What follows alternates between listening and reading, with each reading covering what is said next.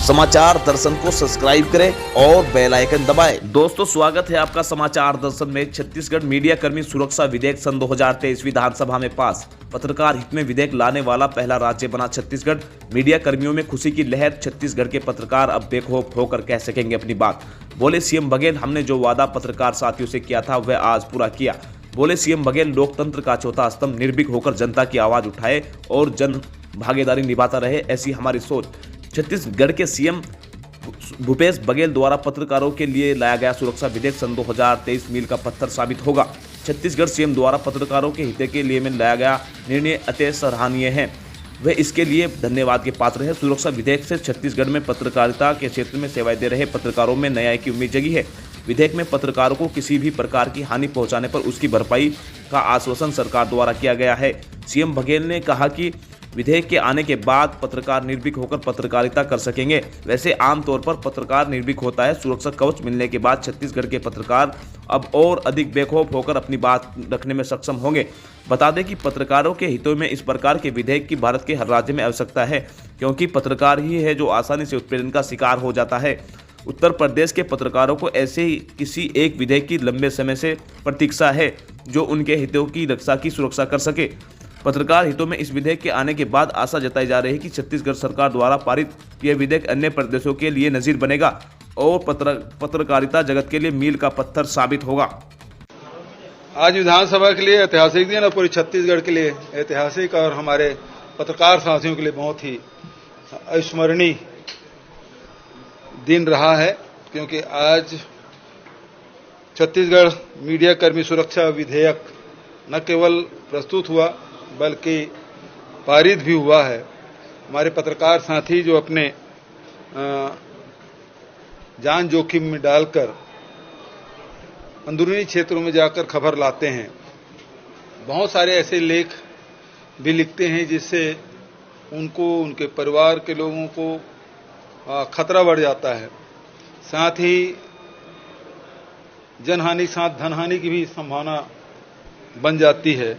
ऐसे में जितने भी हमारे पत्रकार हैं, चाहे वो इलेक्ट्रॉनिक मीडिया को हो, चाहे प्रिंट मीडिया को हो, चाहे पोर्टल के हों, सभी साथियों के जो ऑफिस में जो काम करते हैं वो भी और जो गांव में काम करते हैं उनके लिए भी न केवल अधिमान्यता पत्र जारी करने का बल्कि उसे रजिस्ट्रेशन कराने की, जिसको अधिमान्यता पत्र नहीं है, और कोई प्रेस यदि कहता है कि ये हमारे साथ में है और जो लगातार उसमें 6 महीने के अंदर में 3 लेख लिखे हों या स्टोरी की हों, ऐसे लोग हैं जिसको इस सुरक्षा मीडिया कर्मी सुरक्षा कानून के दायरे में लाया गया है ताकि पत्रकारों के सुरक्षा हो सके।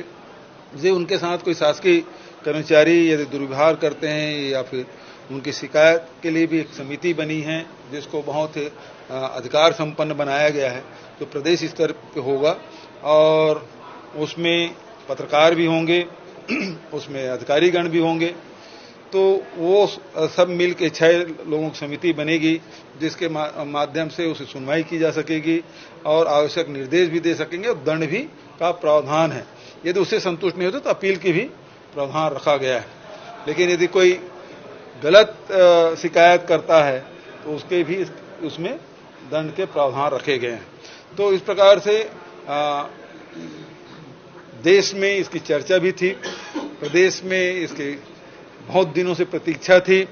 मैं इस अवसर पर जस्टिस आफ्ताब आलम जी, सुप्रीम कोर्ट के सेवानिवृत्त न्यायाधीश आफ्ताब आलम जी की अध्यक्षता में एक प्रारूप समिति बनी थी जिसके सदस्य न्यायमूर्ति सेवानिवृत्त श्रीमती अंजना प्रकाश जी, उच्चतम न्यायालय के वरिष्ठ अधिवक्ता श्री राजू रामचंद्रन जी, वरिष्ठ पत्रकार आज हमारे बीच में नहीं ललित सुरजन जी, श्री प्रकाश दुबे जी, मेरे सलाहकार रुचिर गर्ग जी, महाधिवक्ता विधि विभाग के प्रमुख सचिव, पुलिस महानिदेशक, सभी इसके सदस्य थे और अनेक बैठकें राज्य में और दिल्ली में करके विभिन्न संगठनों से चर्चा करके इसका प्रारूप बनाया गया और उसके बाद इसके प्रारूप को विभाग को सौंपा गया। विभाग ने लंबे विचार विमर्श करके इसको विधेयक के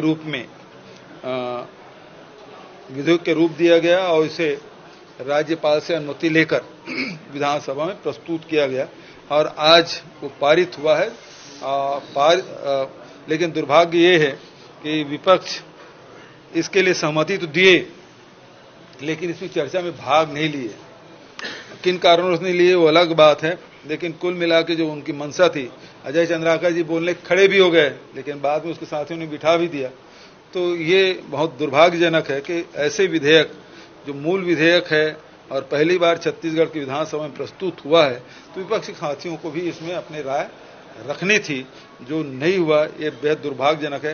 हालांकि सर्वोन्नति से इस विधेयक को पारित किया गया।